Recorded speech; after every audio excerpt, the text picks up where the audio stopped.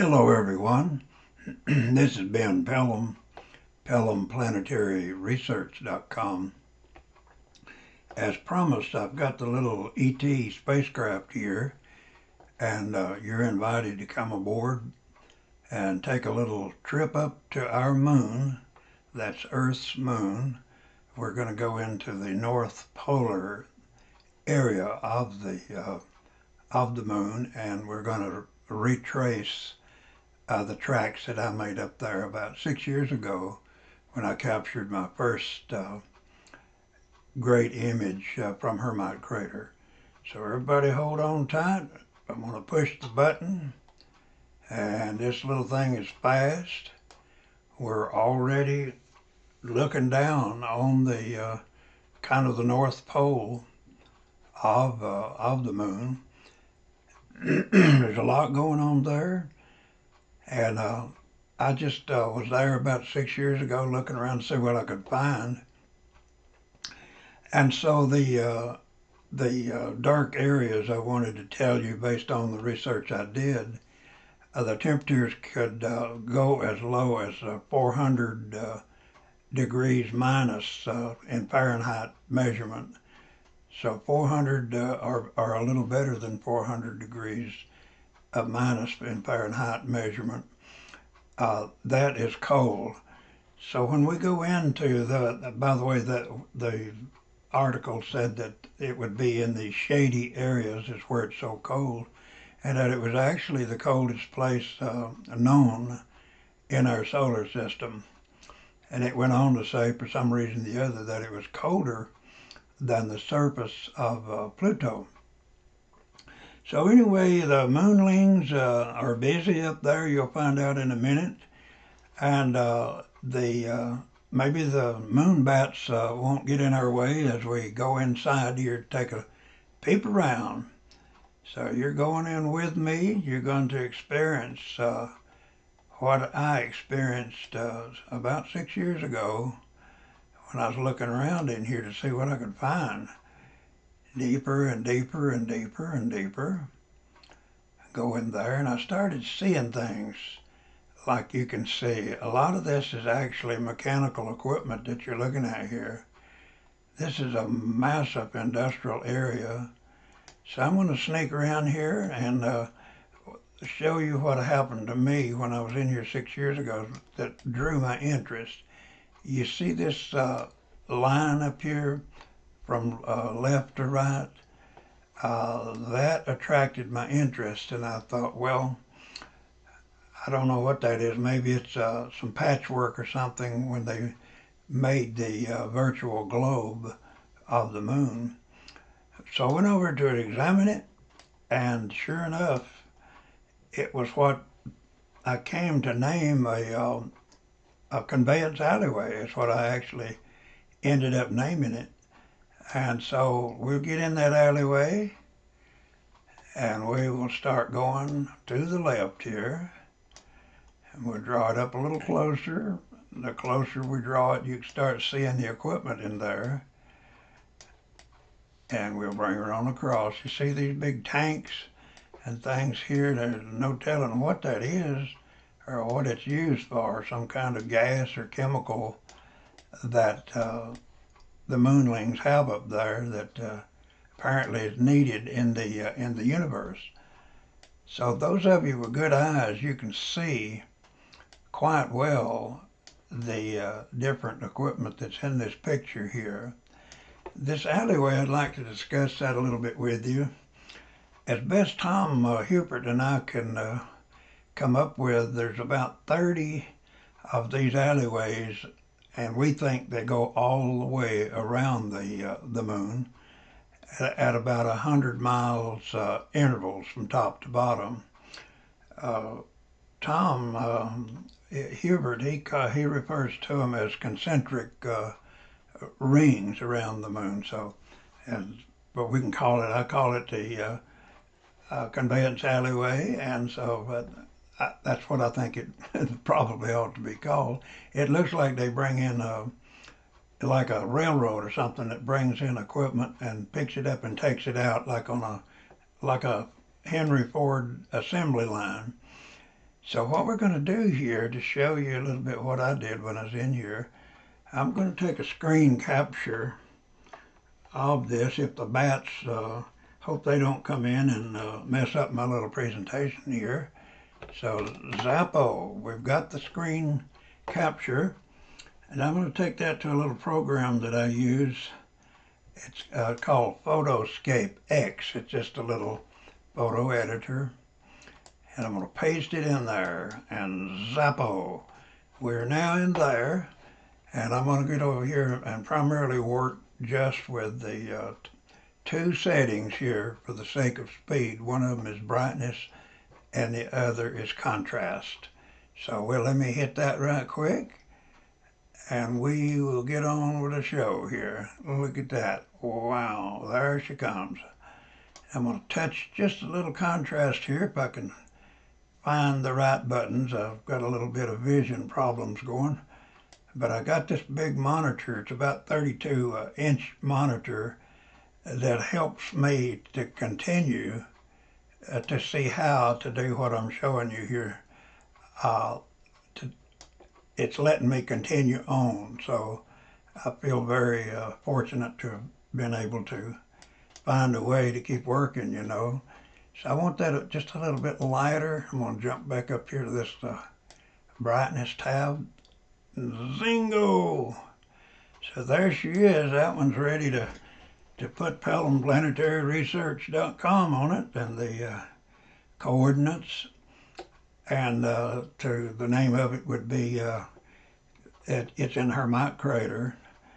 And Hermite Crater, again, was the first place that I actually found images on the moon.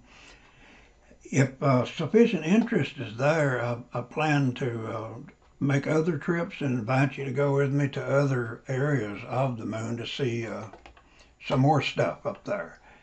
When I was working in here doing this conveyance alleyway that was visible to me before it went under the crust of the earth was about 30 to 35 miles, and it was wall to wall like you're looking at here.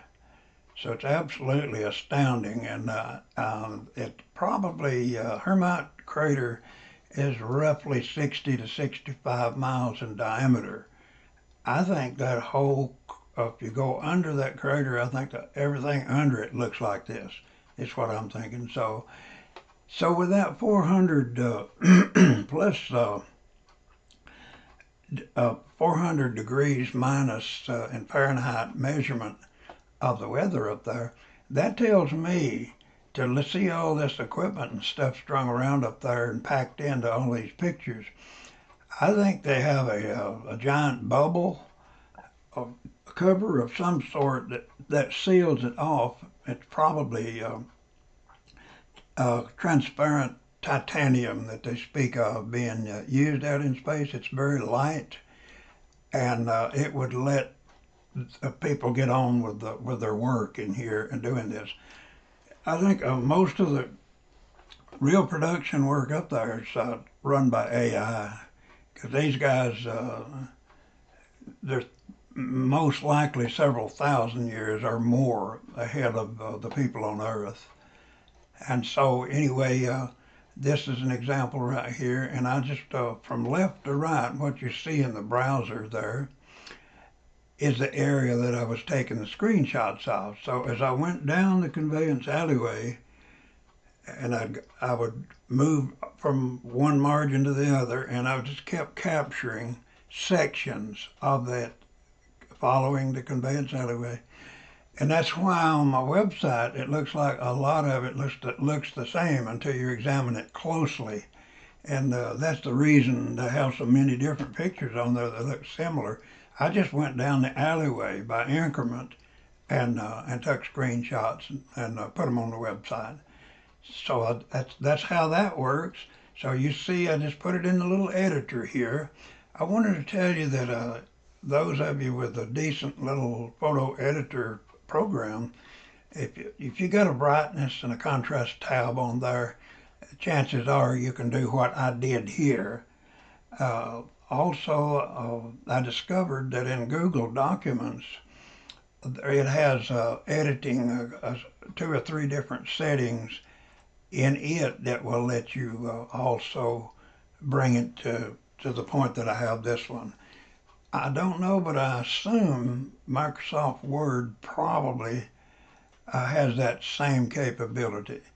There's a free program called GIMP that can be ordered for no money. And this is Photoscape X I have here. You can order it free from the Microsoft Store. Also, the virtual telescope, worldwide telescope, is also free. A little bit of the history on it. The Microsoft started developing it some time back, and at some point they handed the project off to the American Astronomical Society. American Astronomical Society then made it free for people like me to use. And so then something, by some accounts, over 500,000 photos were stitched onto that virtual globe, so that it's very similar to Google Earth that we have here, Google Earth Pro, that is used extensively by people on Earth here. A very similar situation. So anyway, I've talked that to death. I'm going to go ahead and jump out of there, hop back in, get back in here with the bats. And I don't guess they have bears up there, but if they have bats, they're probably coal bats. I'm going to take you down the conveyance alleyway here, and we'll just look around as we go. See those big tanks and things? And we'll whiz on down through here just a little more. Look at all that. Look at all that. There's some heavy-duty industry going on there. And just to take you on a little trip there, you can see that it's real, that it works, and it's consistent. So you can jump in there yourselves and do this if you ever decided you wanted to. So with all that said, depending on where you are in the world, I wish you a good day or a good night. And I will be taking another, I'm assuming that you'd like to have another trip to the moon, to another place, to examine it in the same way that we did this. See the conveyance alleyway? It's just a black line. That was the thing that caught my attention when I was staring around and starting out up there on the moon. So I'm going to back on out of this very cold place, coming right on back out. We're now leaving the moon to come on back to planet Earth. We are now back at planet Earth. So anyway, I'm Ben Pellom, and the website is pellomplanetaryresearch.com. It's got my contact information on there. Pellom is spelled P as in Paul, E-L-L-O-M as in Michael. So Pellom Planetary Research. So jump over there. You can see a lot of interesting stuff over there. You'll see all of these moon captures that I've made, and also under the polar caps of Uranus, many wonderful pictures there. 30 or more short videos on my YouTube site. That's just Ben Pellom on YouTube. And if you see something you like over there, go ahead and subscribe. It helps out to get the word on out farther to more and more people. And then, of course, on Earth, I'm over 150 discoveries already of ET bases. So lots to see, lots to learn. So I'll wish all of you, again, a good day or a good night, wherever you are in the world. Bye-bye, everybody.